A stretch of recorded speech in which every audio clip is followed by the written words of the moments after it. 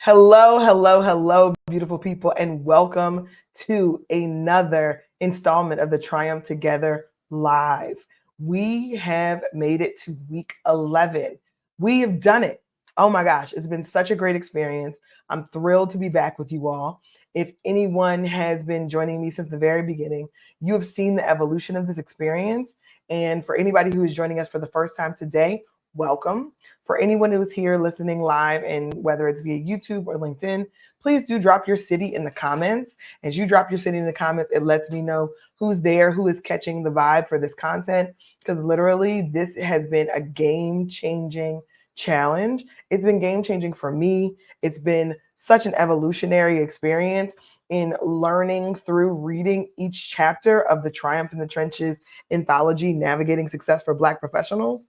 And literally digging into each chapter and pulling out the gems and really getting a better understanding by collaborating with some of my co-authors. What was your intention for this work? What do you really want people to take away from it? It has absolutely just helped me to grow tremendously. And so many people have talked about watching these LinkedIn lives or participating in the challenge, and how it has either spoken to them specifically, like, wow, I thought you were talking just to me when you were explaining about, microaggressions, or I thought you were telling my story when you were explaining navigating a difficult relationship with a supervisor. So I think that a lot of this challenge, what it's done for me, has given me some data, right? Some really substantive, evidence-based information on how to continue to serve professionals as they're navigating in these spaces. But also it's given me so much affirmation, so much acknowledgement, so much validation for ideas, concepts, concerns, challenges, or needs that I'm seeing happen in my clients, because I have the privilege of spending time in corporate America, but I've never worked in nonprofit leadership. I've never worked in the federal government. So now that I have this new set of resources and perspective and expertise and insights that come from leaders who navigated those spaces successfully, I feel so much more equipped. Like, I didn't even realize how much more there was for me to be able to learn from this experience. So for those of us, and I know a lot of you out here who are following and are a part of this challenge experience, we are lifelong learners, right? We're continuously looking to grow our perspective, to be informed by people who we respect, to listen to subject matter experts about the things that we want to learn more about. And this challenge has absolutely done just that. So if you're with me live, go ahead and drop your city in the chat. It'll give me a chance to acknowledge you. If you're listening on the replay, you know I love that for you. I love it for me too. Thank you for everyone who uses the replay as a tool to be able to share with other people, with their coworkers. I've heard people sharing the replay with their boss. I like that. I do. I like that. I love that this can be a teachable moment. And sometimes when you don't have the words yourself, or sometimes when you're trying to inform people in your organization that there may be some habits, some behaviors, some ideas that you're looking to help them influence in a more positive way, you know what I mean? Doing that low-key slide of a good TED Talk, a good LinkedIn Live, a good subject matter expert that captures an idea that you want to share with other people, it's a flex. Like, it is a flex. And I am glad to be able to be a part of that for so many people. It has literally been amazing. So here we are, week 11 in the Triumph Together Challenge. This is our final week. We are talking about chapter 21 and 22 today. And it will not disappoint. If you have not joined us for previous parts of the challenge, it's never too late. You can literally go back and watch every single one of these challenge experiences. We've done it for 11 weeks straight. You can find those on LinkedIn, just in my post. So follow Career Gems for the Journey on LinkedIn. You'll find that in my post. You can get to each one of the replay. You can also find it on our YouTube channel on Career Gems for the Journey on YouTube. That way you could literally binge watch all 11 weeks at once. Who doesn't want that? Anyway, it is absolutely something that I will continue to direct people to, and I will continue to share this content specifically and this challenge as a way for folks to open themselves up to just new information, to new interactions, to new expertise, but really to hear from Black experts in their respective fields. Because this collaboration with these co-authors has really broadened my horizons, and it's also broadened my own network. So I'm thrilled at that, thrilled of what it's done for me personally, and I can't wait to announce our winner of the challenge to hear what it's done for our challenge participants also. That's why we started this. We started this as an opportunity to build community with other people, other professionals who are looking for subject matter expertise, looking for tools, resources, or just looking for community around these topics. And we did that here, and I'm thrilled about it. So, chapter 21 and 22. So I'm going to ride for this solo, and I want to make sure that I really give you guys my own personal hot take on this, because as we come through the other 20 chapters in the book, there are lots of overall big themes throughout the book. But in these two chapters specifically, I had some takeaways that were unique. And I want to make sure that those takeaways get shared, because when I have the conversations with Black women professionals, which is a large part of my client base, these two chapters have done such a great job in carving out a perspective for Black women professionals specifically, that I was so impressed. So chapter 21 is by, and I want to make sure I'm pronouncing her name right, Sasheen Winston, and chapter 22 is by Dr. Charla Horton. So chapter 21, we're going to go into that one first, by Sasheen Winston, and she talks about from my mother's mother's mother, generational oppression of Black women is the title of the chapter. Like, I mean, it evoked so much emotion just in reading that initial chapter. So like many of our other co-authors, she talks about microaggressions as the kickoff in the beginning of her chapter, really setting a foundation. And I want to just give you guys my hot two takes for this chapter, because you have to read it yourself. You can still grab a copy of the book at gemsforthejourney.org/triumphs. You grab your hard copy. We'll also have the digital copy available for you to be able to download to your Kindle, download to your phone, take it with you wherever you go.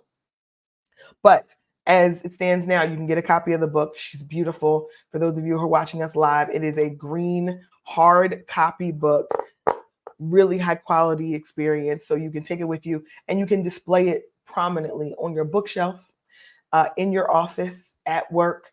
You can also display it prominently in your home and start really great discussions with people about what you've learned, and glean your own expertise that then you can share. So the chapter title, Sasheen really threw it out there, but she talks about microaggressions, and the difference in microaggressions in her clarification was really focused on Black women. So I want to read one quote from her chapter. Black women are underrepresented in the workplace in general, but especially in leadership roles. A major initial setback can be found in the critical first step up to the manager position. For every 100 men promoted to manager, only 54 Black women are promoted, according to an article published by McKinsey & Co. and Lean In. So I read the article. I had read it before. I read it again after reading the chapter. And what it really brought to my remembrance was, one, every time you cross one of these thresholds into leadership in an organization, there are a tremendous amount of resistance data points that would say you should not be there as a Black woman. There's a lot of evidence, a body of evidence that would tell you that Black women don't ascend to levels of executive vice president, senior vice president, CMO, CEO. There's a lot of data that would say that it's not possible, that it doesn't happen. And the reason why I'm bringing that up is because when you know the statistics of only 54 versus 100 of their peers, and 54 Black women are promoted for every 100 manager positions that are up there, that are available, it really changes the game. And the reason why it changed the game for me personally, I talked about this in my chapter, is when I got to the rank of senior manager / director, I was still so pursuant and ambitious of what the next level looked like that I don't know that I ever took the time to properly celebrate and enjoy having crossed the threshold that many of my peers had never even gotten across. And that's not to tell you to settle. It's not to tell you to be less ambitious. It's not to tell you to not become an entrepreneur, to not desire C-suite roles. It's not to do that at all. But a lot of times we don't celebrate our small wins along the way. And that can fuel our frustration and our lack of connection and acknowledgement to our success. I try to really encourage my clients to find joy in whatever you're doing in whatever phase of your career that you're in while you're pursuing of the next thing. And I try to live that through my own example. And reading that stat and thinking about the microaggressions, the stress, the anxiety, all of the things that so many of my clients talk about in my own experience, was real. And thinking about how taking the time to celebrate those small wins, celebrate when you do achieve something that you're really proud of, despite the adversity and navigating spaces that weren't built for you. Honestly, those moments of joy, those moments of acknowledgement, those moments of community, kind of saying, wow, we're happy for you, we're proud of you. Those moments are sustaining. They are life sustaining. They are energy sustaining. Those are the things that protect us from burnout.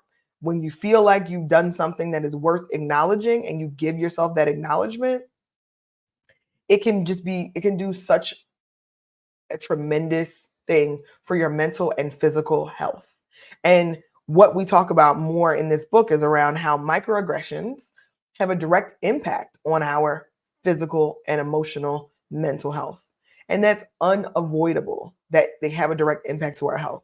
The microaggressions should be avoidable, but when we're navigating these spaces that are not designed for us, because they certainly aren't designed for Black women in corporate America, and both of these authors were Black women, the evidence of adversity that we are navigating and what we come up against, and for many of us thrive through, right? Despite the circumstances that are up against us. It's just such a game changer for us to make sure that we acknowledge ourselves at every level and that we have a community of people that support us, a community of loved ones. That was my second take. One is for you to acknowledge yourself and make sure at every stage of your career, as you are pursuing the next level of success, that you take the time to enjoy that stage. You take the time to acknowledge yourself, to celebrate your success, to celebrate all that you've done and all that you've accomplished to get to the point you are today, because it's significant. And the second one was you need a community of people around you. You need work community peers. You need peers in your personal life. You need peers in professional circles. You need people who see what you're doing and can hold a mirror up to you to say, despite what may be happening or despite what we may be telling ourselves, or despite what the microaggressions might be influencing in us mentally, having people around you to make sure that you acknowledge where you are great, where you have done something amazing is so critical. And if you take nothing else away from this specific live experience or this specific recording, it's make sure that you're investing in a community of people who are going to support you, who are going to believe in you, who are going to encourage you when the time is necessary, and who are constantly sowing positivity into your life. We are at this big age as adults working in professional organizations for decades. We have to make sure that we have a community of people so we're bolstered, so we're secure, so we're confident, so we come home to a place of nurturing, so we come home to a place of rest, we come home to a place of restoration, we come to our community to be replenished. So those are my two takeaways specifically from these chapters, because there's danger. There is danger ahead if we do not acknowledge the work that we've done thus far, and there's danger if we don't have a community. And I want to make sure that we also have therapy in that community. We also have mental health professionals in that community of people, because without all of those things, oftentimes we find ourselves in a very compromised position as we're navigating these workplaces that were not designed for us. And if you are a leader in said organizations and you are trying to think through, how can I be better? How can I keep talent that I believe is deserving? How do I not just say DEI catchphrases and write inclusion on, on walls and in pamphlets and handbooks.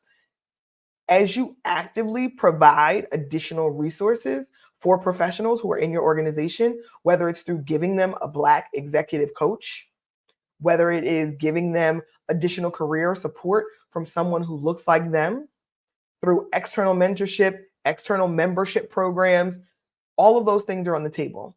So when you think as a leader, how can I actually influence this? Where is my control? Where is my power? Your power is in investing in the things that are necessary, that we're telling you are necessary to sustain Black professionals in the environment. And those things cost money. So let's not start to focus on solutions that are free. I said what I said. Let's not do all this work, get a committee together, jump through hoops, and make all of these big, audacious plans and then not provide a budget to do the thing. What we need is a budget to do the thing, and those investments will pay dividends when you have put the money into the places where Black professionals need additional support. And they need the support because these institutions, these companies, these organizations were not designed for Black and brown women or men. So in order for them to be successful as a leader, as a CEO, as a budget holder, whatever your role is, make the investment where the investment is necessary. Make the investment where the investment is necessary. And if you're focusing only on free solutions, you're not focusing. You're doing an exercise for your own entertainment to pat yourself on the back. I said what I said. Everything, any business problem requires a budget. Any business problem requires a strategic vision and approach, and it requires resources and assets to be consistently allocated to that problem for years before you will see results. So if you are a leader and listening to this, to make an investment year 1, year 2, and expect ROI to be jumping through hoops is unrealistic, and you don't do that with any other business problem. I've sat in 5-year strategic plan meetings where we said, we won't see an ROI on this investment until year 3. So don't come checking for me in year 1 and saying, where's the ROI? So we do that when it comes to problems that are business, that are large, that are requiring time, effort, energy, and investment. This is a large problem oftentimes in your organizations that requires investment and that requires consistent investment for years. So, man, that was a soapbox. I didn't expect to go there, but I said what I said. So now I want to get into chapter 22 with Dr. Charlotte Horton. And Dr. Charlotte Horton, her chapter was, Oops, I Did It Again. They lying, y'all. They lying, y'all. So I'm laughing because even in the language, you knew she was going to keep it all the way funky with you from the very beginning. She kept it so real throughout her chapter and talking about navigating chronic exhaustion stemming from the day-to-day small acts of aggression or small acts of disrespect, which are microaggressions.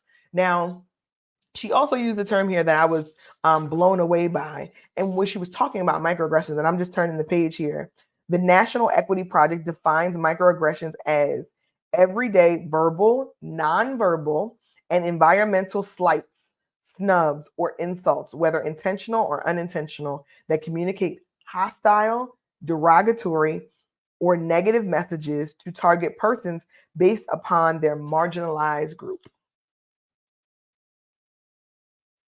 Let's be clear, they're not microaggressions because they're small. They're micro because they primarily happen in smaller one-on-one interactions. And that was so important to me because we talked about microaggressions, in other parts of the chapter, and other authors have done a great job. But I wanted to make sure I dug into this one-on-one interaction because these are my 2 hot takes for this chapter, for chapter 22. Number 1, we have to do the work to make sure that we believe Black professionals when they say they are experiencing microaggressions. We must believe them. It all starts from belief because these interactions, these microaggressions, which are essentially, I love to use the terminology that I've heard from a number of leaders. I should find out who the source is, but they're paper cuts. They're paper cuts that eventually turn into a gaping wound. They're paper cuts, they're very small, they happen often. You may get 100 paper cuts throughout the day, and you're experiencing the impact or the pain that's tied to those paper cuts through those microaggressions. And those are one on one interactions. They may be in the hallway, they may be before the meeting starts.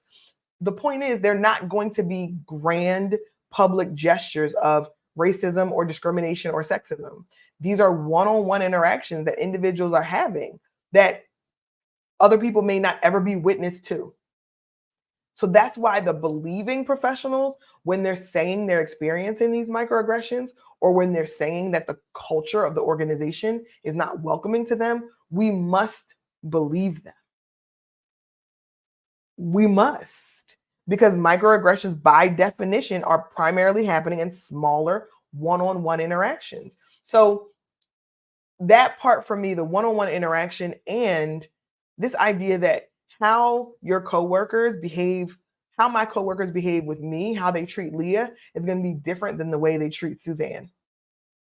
So Suzanne may have a wonderful relationship with Tom. Suzanne and Tom may have worked together for decades and have a tremendous respect for one another. That does not mean that Tom and I do not have a relationship that is laced with Tom's microaggressions towards me. So it's so critical to believe the individual. It's just absolutely impactful. So again, if you're a leader and you're watching this and your talent is telling you that this environment or this culture is not conducive to me being successful, I'm not welcomed, I'm not received, we have to start by believing them. And we can't base that on our experience with the employee, because every interaction between a Black employee and their peers is going to be completely different from other peer employees. So that was my number one hot take. Think about those one-on-one interactions. Think about when you are approached intentionally and told that this individual or this group of people have behaved in a way that is not conducive, that is not going to be a collaborative environment. We have to start by believing that individual and assuming it to be true, and then taking action accordingly. So I wanted to really point that out because it struck me so hard. Those one-on-one interactions, you may never observe it, but we have to understand that it is true. We have heard microaggressions. I didn't even count the number of times I've heard microaggressions in the book, but it's in the hundreds. So all 22 individuals who are authors in this book can't be mistaken. They can't be wrong. And it's indicative of experiences that other professionals are having. So I want to make sure that if you're experiencing microaggressions in the workplace or you're navigating it, you are not alone. It's not a you problem. It is a cultural problem in that organization. And I don't know that you can solve it as an individual. So in order to stay in that workplace, you have to make a choice. You have to make a choice. Is this a workplace that's going to continue to fit your lifestyle, continue to fit your needs? Will you eventually need to make a different choice to leave that organization, or to work on a different team, or to have different supports and systems in order for you to choose to stay? So at the end of Dr. Horton's chapter, she gives a list. She gives a list, a 10-point list of what you should choose to do otherwise when you're navigating these environments, because the environments are what they are. Dr. Nicole Vick says the system is working exactly as it was designed. She's one of our other co-authors. So it's not that the system is broken. The system is working as it's designed. It's a matter of, do we have the tools, the resources, and the awareness to navigate the system as it's designed? So when Dr. Horton came through and gave a 10-point list around educate, expect, examine, empower, establish, exist, execute, expand, enhance, exit when you must, I mean, the 10-point list is a must read. It is a must read. And I'm going to just read the very last one. Exit when you must. You are brilliant. You have something that the world needs, and you don't always need an employer to bring that to bear. There are countless other ways for you to make a living and an impact that don't include tolerating racism, white supremacy, and toxicity day in and day out. If it is your move, get out and be great. If you choose to stay, figure out your stay plan. Have a strategy, have the resources that you need to stay in that workplace environment, but don't expect it to be different than you know it to be. Don't gaslight yourself expecting something that will never come. Honestly, it was such a closing experience, and I understand why that chapter closed out this entire experience of all 22 authors, and thinking through exit if you need to, and if you decide to say don't expect to be something it will never be. Don't expect it to be an environment that is what you would desire in a perfect situation. Expect it to be exactly what it is and decide based on exactly what you know to be true about that environment as to whether or not you'll stay and how you'll go about it. So absolutely great. Thank you so much for those additional chapters. So we are at the end of our challenge. We have hit week 11. Thank you so much for everyone who has joined us throughout this entire challenge. We will announce the winner of the challenge. I'm looking at my calendar here on the side. My assistant gave me all my notes. We're going to announce the winner to the challenge, and then we're going to invite the winner to actually be a guest on the LinkedIn Live. So next week, we're going to announce the winner. That'll be July 2nd. And then on July 9th, we're going to invite the winner of the Triumph Together Challenge to join us. So please stay with us for the next 2 weeks. And just as an FYI, we're going to close out July 9th like in an amazing fashion with our challenge winner. And then after that, we're going to go on hiatus. We're going to take a break. We are going to take a rest after a very amazing, successful challenge that we were really, really excited about and has been such an add and a build to this experience. We're going to take a hiatus and we're going to be off. You won't see us on Tuesdays for the rest of the month of July. So we will be away from July 16th all the way into August. And we'll be taking a wonderful, much needed vacation. Myself and my team and I are going to go dark.